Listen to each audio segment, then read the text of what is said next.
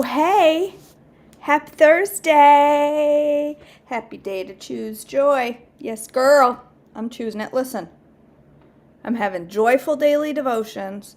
I have a shirt that says choose joy, and my mug says be joyful always. Because it matters, girl. Let your joy out. It's important. And fill your joy with coffee. Also important. Morning, Cindy. All right. March 24th, Thursday. Ai defeats the Israelites. Joshua 7:1. But first word, and I messed it up. But Israel violated the instructions about the things set apart for the Lord. A man named Achan had stolen some of the dedicated things, so the Lord was very angry with the Israelites. Achan was the son of Carmi, a descendant of Zimri, son of Zerah of the tribe of Judah. 1 Chronicles 2:7. The son of Carmi, a descendant of Zimri, was Achan, who brought disaster on Israel by taking plunder that had been set apart for the Lord.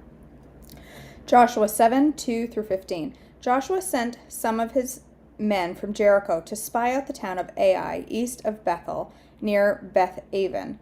When they returned, they told Joshua, "There's no need for all of us to go up there. It won't take more than 2,000 or 3,000 men to attack Ai. Since there are a few of them, don't make all of our people struggle to go up there."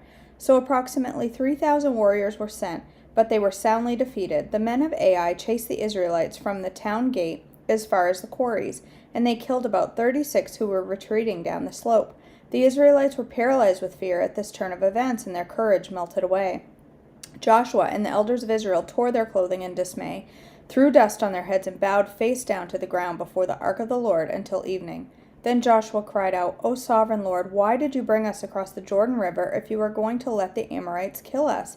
If only we had been content to stay on the other side. Lord, what can I say now that Israel has fled from its enemies? For when the Canaanites and all the other people living in the land hear about it, they will surround us and wipe our name off the face of the earth. Then what will happen to the honor of your great name?" But the Lord said to Joshua, "Get up. Why are you lying on your face like this? Israel has sinned and broken my covenant. They have stolen some of the things that I commanded must be set apart for me.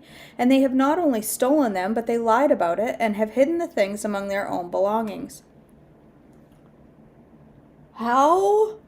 These people, literally everything they've gone through, and were flat out told, if you keep things for yourself, you will be destroyed. And this guy is like, "I'm going to do it anyway, and I'm going to lie about it." Like, get up, command the people to purify themselves in preparation for tomorrow.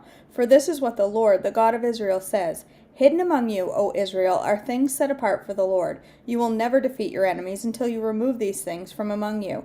In the morning you must present yourselves by tribes, and the Lord will point out the tribe to which the guilty man belongs. The tribe must come forward with its clans, and the Lord will point out the guilty clan. That clan will then come forward, and the Lord will point out the guilty family. Finally, each member of the guilty family must come forward one by one. The one who has stolen what was set apart for destruction will himself be burned with fire, along with everything he has, for he has broken the covenant of the Lord and has done a horrible thing in Israel." Achan's sin, Joshua 7:16-26. Early the next morning, Joshua brought the tribes of Israel before the Lord, and the tribe of Judah was singled out. Then the clans of Judah came forward, and the clan of Zerah was singled out. Then the families of Zerah came forward, and the family of Zimri was singled out. Every member of Zimri's family was brought forward, person by person, and Achan was singled out. Then Joshua said to Achan, "My son, give glory to the Lord, the God of Israel, by telling the truth. Make your confession and tell me what you have done. Don't hide it from me." Achan replied, "It is true. I have sinned against the Lord, the God of Israel. Among the plunder I saw a beautiful robe from Babylon, 200 silver coins, and a bar of gold weighing more than a pound. I wanted them so much that I took them. They are hidden in the ground beneath my tent, with the silver buried deeper than the rest." So Joshua sent some men to make a search. They ran to the tent and found the stolen goods hidden there, just as Achan had said, with the silver buried beneath the rest. They took the things from the tent and brought them to Joshua and all of the Israelites. Then they laid them on the ground in the presence of the Lord. Then Joshua and all of the Israelites took Achan, the silver the robe, the bar of gold, his sons, his daughters, his cattle, his donkey, sheep, goats, tent, and everything he had, and brought them to the valley of Achor. Then Joshua said to Achan, "Why have you brought this trouble on us? The Lord will now bring trouble on you." And all the Israelites stoned Achan and his family and burned their bodies. They piled a great heap of stones over Achan, which remains to this day. That is why the place has been called the Valley of Trouble ever since. So the Lord was no longer angry. The Israelites defeat Ai. Joshua 8, 1-29. Then the Lord said to Joshua, "Do not be afraid or discouraged. Take all of your fighting men and attack Ai. For I have given you the king of Ai, his people, his town, and his land. You will destroy them as you have destroyed Jericho and its king. But this time you may keep the plunder and livestock for yourselves. Set an ambush behind the town." So Joshua and all the fighting men sent out to attack Ai. Joshua chose 30,000 of his best warriors and sent them out at night with these orders: "Hide in ambush close behind the town and be ready for action. When our main army attacks, the men of Ai will come out and fight as they did before, and we will run away from them. We will choose them to chase us until we have drawn them away from the town. For they will say, 'The Israelites are running away from us as they did before.' Then, while we are running from them, you will jump up from your ambush and take possession of the town, for the Lord your God will give it to you. Set the town on fire as the Lord has commanded. You have your orders." So they left and went to the place of ambush between Bethel and the west side of Ai. But Joshua remained among the people in the camp that night. Early the next morning, Joshua roused his men and started towards Ai, accompanied by the elders of Israel. All the fighting men who were with Joshua marched in front of the town and camped on the north side of Ai, with the valley between them and the town. That night Joshua sent about 5,000 men to lie in ambush between Bethel and Ai on the west side of the town. So they stationed the main army north of the town and went to ambush the west side of the town. Joshua himself spent that night in the valley. When the king of Ai saw the Israelites across the valley, he and all of his army hurried out early in the morning and attacked the Israelites at a place overlooking the Jordan Valley. But he didn't realize there was an ambush behind the town. Joshua and the Israelite army fled towards the wilderness as though they were badly beaten. All the men in the town were called out to chase after them. In this way they were lured away from the town. There was not a man left in Ai or in Bethel who did not chase after the Israelites, and the town was left wide open. Then the Lord said to Joshua, "Point the spear in your hand towards Ai, for I will hand the town over to you." Joshua did as he was commanded. As soon as Joshua gave the signal, all the men in ambush jumped up from their position and poured into the town. They quickly captured it and set it on fire. When the men of Ai looked behind them, smoke from the town was filling the sky, and they had nowhere to go. For the Israelites who had fled in the direction of the wilderness now turned on their pursuers. When Joshua and all the other Israelites saw that the ambush had succeeded, and that smoke was rising from the town, they turned to attack the men of Ai. Meanwhile, the Israelites who were inside the town came out and attacked the enemy from the rear. So the men of Ai were caught in the middle, with the Israelite fighters on both sides. Israel attacked them. Not a single person survived or escaped. Only the king of Ai was taken alive and brought to Joshua. When the Israelite army finished chasing and killing all of the men in Ai in the open field, they went back and finished off everyone inside. So the entire population of Ai, including men and women, was wiped out that day, 12,000 in all. For Joshua kept holding out his spear until everyone who had lived in Ai was completely destroyed. Only the livestock and the treasure of the town were not destroyed, for the Israelites kept these as plunder for themselves, as the Lord had commanded Joshua. So Joshua burned the town of Ai, and it became a permanent mound of ruins, desolate to this very day. Joshua impaled the king of Ai on a sharpened pole and left him there until evening. At sunset, the Israelites took down the body, as Joshua commanded, and threw it in front of the town gate. They piled a great heap of stones over him that can still be seen today. The Lord's covenant renewed. Joshua 8:30-35. Then Joshua built an altar to the Lord, the God of Israel, on Mount Ebal. He followed the commands that Moses, the Lord's servant, had written in the book of instruction. "Make me an altar from stones that are uncut and have not been shaped with iron tools." Then on the altar they presented burnt offerings and peace offerings to the Lord. And as the Israelites watched, Joshua copied the stones of the altar, copied onto the stones of the altar the instructions Moses had given them. Then all the Israelites, foreigners and native-born alike, along with the elders, officers, and judges, were divided into two groups. One group stood in front of Mount Gerizim, and the other in front of Mount Ebal. Each group faced the other, and between them stood the Levitical priests carrying the Ark of the Lord's covenant. This was all done according to the command that Moses, the servant of the Lord, had previously given for blessing the people of Israel. Then Joshua read to them all the blessings and curses Moses had written in the book of instruction. Every word of every command that Moses had ever given was read to the entire assembly of Israel, including the women and children and foreigners who lived among them. The Gibeonites deceive Israel, Joshua 9, 1 through 27. Now all the kings west of the Jordan River heard about. My kefir's about to blow over there. You probably can't hear that, but all of a sudden I started hearing a noise. My kefir's about to explode over there. Now all the kings west of the Jordan River heard about what had happened. These were the kings of the Hittites, Amorites, Canaanites, Perizzites, Hivites, and Jebusites, who lived in the hill country in the western foothills, and along the coast of the Mediterranean Sea, as far north as the Lebanon mountains. These kings combined their armies to fight as one against Joshua and the Israelites. But when the people of Gibeon heard what Joshua had done to Jericho and Ai, they resorted to deception to save themselves. They sent ambassadors to Joshua, loading their donkeys and weathered saddle bags and old patched wineskins.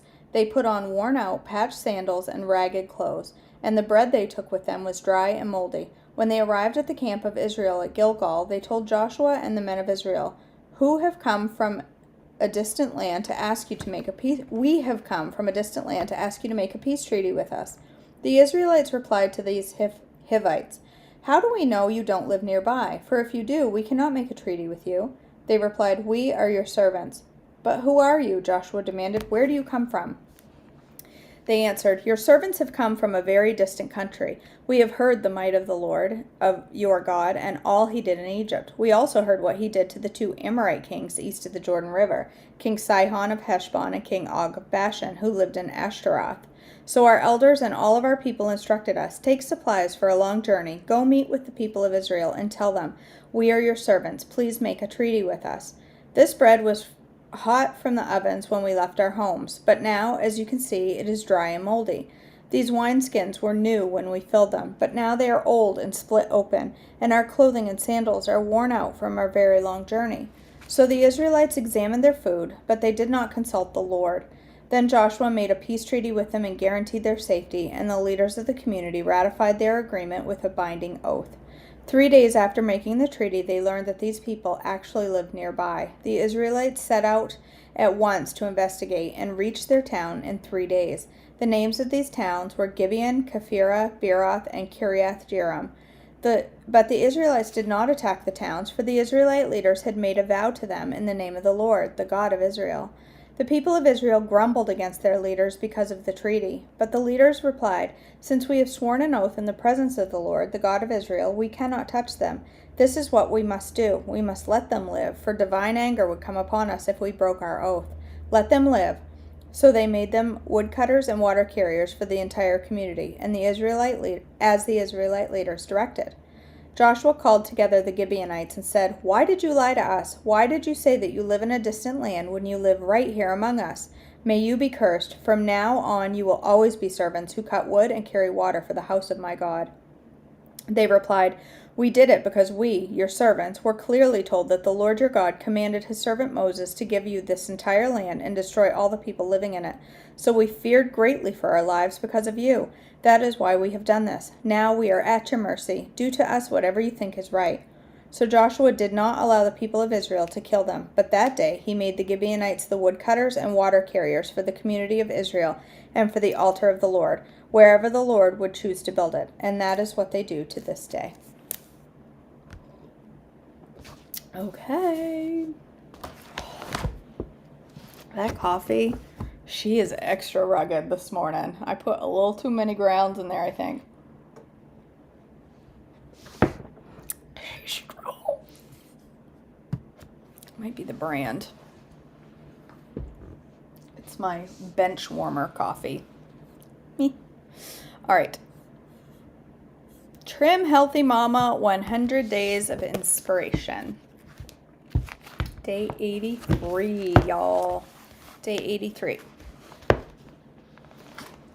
Okay, investing for eternity. Our days are filled with so much to do. We are each working, towards something, investing in our passion. Therefore, we need to ask an important question. My goodness, the hiccups. Therefore, we need to ask an important question. Is my investment secure? Jesus told the story of the rich farmer who had such great riches that he built bigger barns. What was God's response? Luke 12:20 and 21 says, "Fool, this night your soul is required of you. The things you have prepared, whose will they be? So is this one who lays up treasure for himself and is not rich toward God." So is the one who lays up treasure for himself and not... I gotta read that whole verse again. Fool, this night your soul is required of you, and the things you have prepared, whose will they be? So is the one who lays up treasure for himself and is not rich towards God. What was the root of his problem? He was laying up treasure for himself. He was putting all this time and effort into uncertain riches that will not last. It's easy to get caught up with investing all of our time and effort into that which doesn't last. We can become self-serving instead of serving, but self-serving is like a vapor that passes away. Jesus showed us what lasts when he said, "For whosoever will save his life shall lose it, but whosoever shall lose his life for my sake and the gospel's, the same shall save it." Mark 8:35.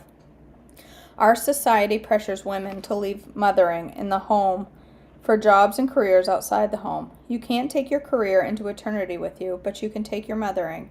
Every child God gives you is an eternal soul that will live forever. You are molding children for eternity. You are investing in a career that lasts. Free to fly. Walking out of our favorite coffee shop, we bumped into someone who recognized us as the authors of Trim Healthy Mama. Leanne was so excited to share her good news with us, she could hardly contain herself. Weight had never been her struggle. She was one of the people most of us consider lucky, blessed with a super high metabolism. But she'd lived with extreme exhaustion for years. She could not function without a nap every day, which took a good chunk of her time out of her life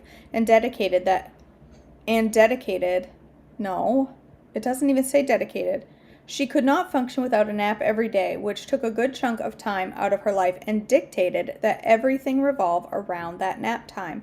Despite her slender frame, she admitted she'd been a slave to sugar and empty starches. Once she'd finally learned to balance her blood sugar, she noticed energy creeping back into her body. She slowly but steadily began recharging. Tears filled her eyes as she shared that now, instead of napping, she was learning an instrument, one of her lifelong dreams. You are a creative person, made in God's image. He has wonderful things for you yet. Evidence is everywhere. Recently, I wrote an allegory. In the beginning was a woman called Sarah. She didn't believe in the original Sarah because she didn't believe in God. Although she studied BC history, the origin of her name was a mystery. She believed anyone who said otherwise had no eyes to see and no ears to hear. But by the sweat of her brow, she shared the gospel of atheism with those of little faith. She met a man named David who also had a mysterious name. When the two of a broken heart both became each other's apple of the eye, they got married in church. After becoming one flesh, they brought forth children of their own flesh and blood. They knew by how they would train up a child, they'd also reap what they sow. Sunrise to sunset, they put their house in order and taught them diligently the ways of atheists. There would be no root of the matter of any idea from the Bible if they had to conceal it by the skin of their teeth. Their children grew up in the nurture and admonition of a man's wisdom and by the labor of love. It's really foolish to believe there's no God. Yet even a culture gone astray can carry Christian traits. Think of how many people have biblical names, or how many people get married in church whether they attend one or not. How can they say there is no God when their very identity shows that they would not be who they are without Him? Okay. that's it for today. I'm always blown away by people who, well, first of all, people who claim they only believe in science as though God didn't create science. But when people claim there is no God, I can't wrap my brain around even simply looking outside. And looking, I mean, right now outside is dingy grass and gray skies and, bland leafless trees. And yet, it's still beauty.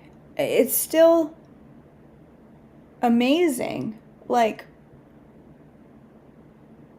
the grass that's starting to grow, and the fact that grass regrows beautiful every year and will be bright green and beautiful and come back to life year after year after year, and that beautiful lilac bush over there right now looks scared to death and hideous and is going to be this most beautiful bush. And the sky, the vastness of the sky, I don't know how somebody can look at those things and believe that it's just by chance, that there is no creator. And it's sad. It's very sad when I hear that. I worked for an atheist once who used to literally mock me every day. He'd come to me with some, like, so if there's a creator, tell me how this happened or tell me how that happened. And I had to defend my faith to him constantly. And it was very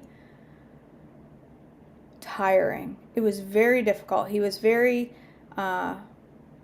condescending about it, and I had a very difficult time with that situation, to the point where I ended up leaving the job because I was young. I was 23 years old, and defending your faith is a hard thing to do when you're put on the spot like that. I've never been a good on the spot thinker with things like that, or afterwards I'm like, oh, I should have said this, oh, I should have said that, oh, I should have said this. But I still think of him. His name was Steve, and I still think of him and still wonder, does he not believe in, it's sad. It's sad because God is written on all of our hearts. And if we look for him, I mean, it doesn't have to be going to a church is great, but it doesn't have to be seeking him out at church or anything. You look at the sky, and if you open yourself to it, you'll know. He'll reveal himself to you. And it's heartbreaking that people still don't believe. It's sad. It's sad. I have a hard time with it. Okay, well, took that from joyful to depressing. That's why all we can do is to share our joy with others. We don't have to preach and harp. We just have to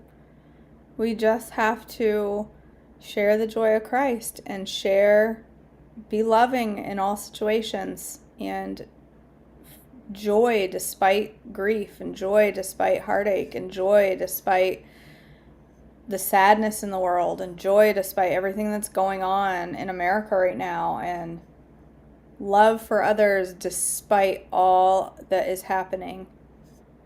And, that's enough. The Bible says they'll know us by our love.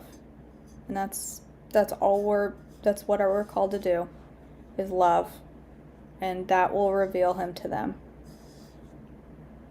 That's all we gotta do. All right, you guys. Thanks for joining me. I am making breakfast in a moment. I shouldn't be long because it's a basic breakfast. It's hash and eggs. I've made it before. It's on my menu this week. It's a deep S. I love hash and eggs. I'm not really in the mood for a deep S, but I'm going to eat it anyway because it's on my menu, and I'm a big girl and I can do hard things. And it's going to be delicious because it is one of my favorite meals. I hated summer squash for the longest time. Now I love it. And my summer squash is questionable still. I have 3 left in my fridge, and they are on their way out. And I'm going to cook them and eat them anyway. Because again, I can do hard things. Summer squash gets soft when you cook it anyway, so who cares if it started out soft? All right, so I'll be live in just a couple minutes for breakfast. I will also show you my kefir that I've been working on for a couple of days. I will show you. You need to learn what's in it. I love it. It's so good. It's so good. All right, I'll be live in just a couple of minutes. Everything is done. I just got to grab my squash, and that will take me like 2 minutes. So hopefully see you live for breakfast in just a few. I love you all. Have a blessed day.